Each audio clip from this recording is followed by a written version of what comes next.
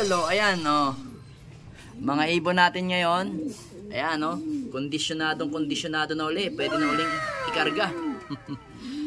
Ayan, pati si Peter B, oh. Ito, si Peter Hen, oh. Ayan, oh. Kaninang umaga, nakauwi naman to. Pag silip ko ng umaga, siguro mga 6:30 to bago mag 7, nandito na siya sa landing board. So yun nga, nahirapan nga itong isang ibon na to. Ayan, oh. May sticker pa siya. Yung sticker na yan, hindi natin tinanggal. Hinayaan lang natin. Asawa niyan, ito si Jansen. Ayan, napakatapang, kita nyo. Kondisyonado na. Aray, oh. Tatapang, lalo na to. Oh, grabe si Peter B, oh. Grabe kung ano yan, mga rate. Karatista yan, oh. Tapang nila. Ayan, tapang yun, Peter B, oh. Ayan, entry natin yan sa All Bird. Ito naman si ano, aray ko. Ito naman si Banlon 73, ano? Grabe kung mangurit si ano, Peter B, oh. Aray ko, sakit mangurit. Ayan, oh, solid na ibon natin. Yun yung ano. Yun nga pala mga abela. Ito, papakita ko sa inyo yung ating pooling winner. Ayan mga abelo. Pang number 2 tayo sa pooling mga abel. Nakakuha tayo ng 1.5. Alright na alright. Sakto-sakto pang entry natin sa derby mga abel. Kasi sa TGRC, sa Friday, ang lap namin nun, Calawag, Quezon. First lap namin ng All Bird. So sakto, meron tayong pang entry. So entry nga natin to. Ayan si Banlun. Ito si Peter C. Peter B. Ayun pa si ano, si Miss DQ na nakaupo. Pero hindi mangingitlog, nagpapahinga lang. Oh, yan. Entry din natin yan ng All Bird. Ayan. Then yung eto, titingnan ko pa kung may entry ko ng All Bird to. Check natin. Sa Young Bird. Kasi Young Bird to. Ito tsaka to Young Bird mga abel. Young Bird dyan ng KFC.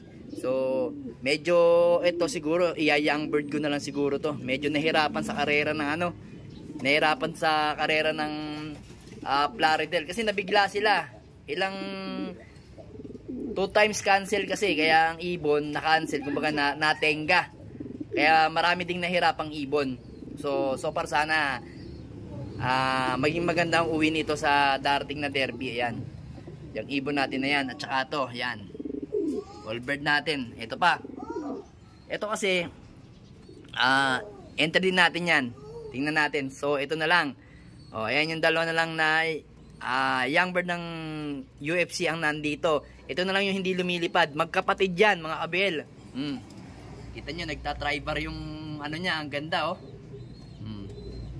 Di mo nga maintindihan kung ano kung checkered o ano. Yan, pagharap dito sa kabila, yan, tri-bar lang siya. Ayan, nagka-tri-bar lang siya. Hindi siya checkered talaga. Ayun, sa likod, checkered siya, pero dito talaga blue bar.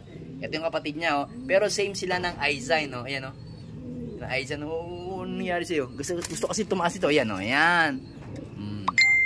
Sigla ng mga yan. Ronda-ronda lang kanina. Matagal rumonda ang mga ibon natin. Saglit lang mga abel. So ayan mga abel, kinuha ko kasi yung pugad ni Banlun. Kasi itong pugad na to kay Peter B talaga. Ayan. Tatapang ng mga ibon natin, kondisyonado na, Alright. Alright. So nakapagbigay na nga tayo ng victory sa ibon natin. Ayan yung ginagamit natin, digest. Ngayong Monday mga abel. So yung isang ibon natin dito, teka lang. Sarado natin tong ating mayawagang loop. Then dito ng mga abel, ito si Miss DQ, nabigyan na natin yan ng victory. Yan, siyensya na, medyo kumain kasi ako Yan, kondisyonado na ang ibon natin na yan. Pwede na uling ikarga. Mukhang natuka ka sa ilong ng sa truck ka, May siya, may konting galo sa ilong. Hindi natin sila pinagsasama. Si red pepper. Ito yung red pepper natin na masili yan. Yan. Foundation natin na masili. Ito yung anak niya, mga abel, Lagi kong pinakikita sa inyo. Ayan, Ayan, Cross ng Victor Lim. Ayan, lalaki na, 3 bar din, Ang nanay niyan is ito, si Victor Lim. Ayan. Victor Lim natin na yan, mga abel, Ayan. kasalukuyang malapit na siyang mag-egg. Ayan o. Ibon na yan. Solid yan. Solid maglabas. Mga anak niyan, mga pumesto ng ano, pumesto ng tagudin ata o bigan, love winner. Yung ibon na yan. Yung anak niyan, kasi ito si Peter B. Kinross natin sa iba. Yan. Then dito, ayan. Yan yung ating, ito nga pala mga abela, papakita ko sa inyo yung nanay, ay tatay pala, tatay ni Banlun. Ayan. Tatay ni Banlun to, ito. Banlun 73, ayan. Ayan o. Tapos yung nanay ni Banlun. Ayan o. Ayan o. Solid o. Ayan. Ito si Banlun.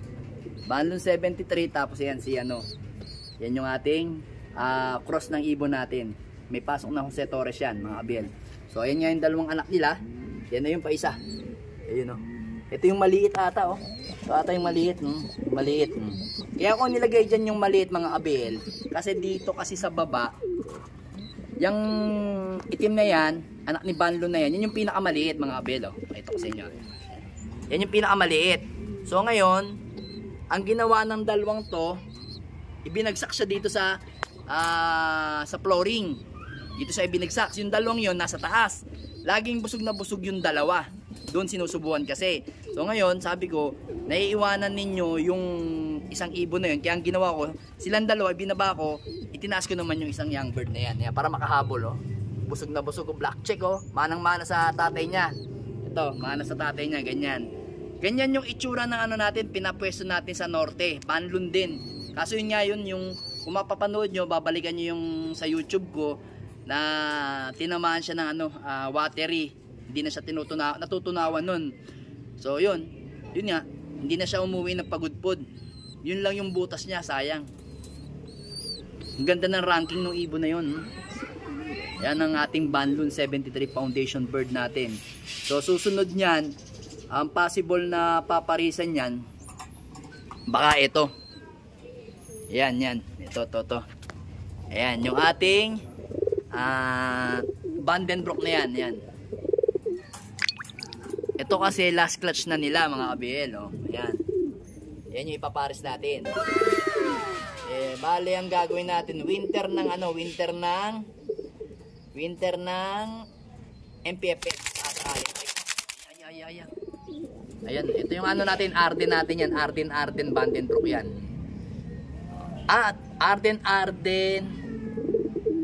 Victor Lim yan. Tapos ayun, no.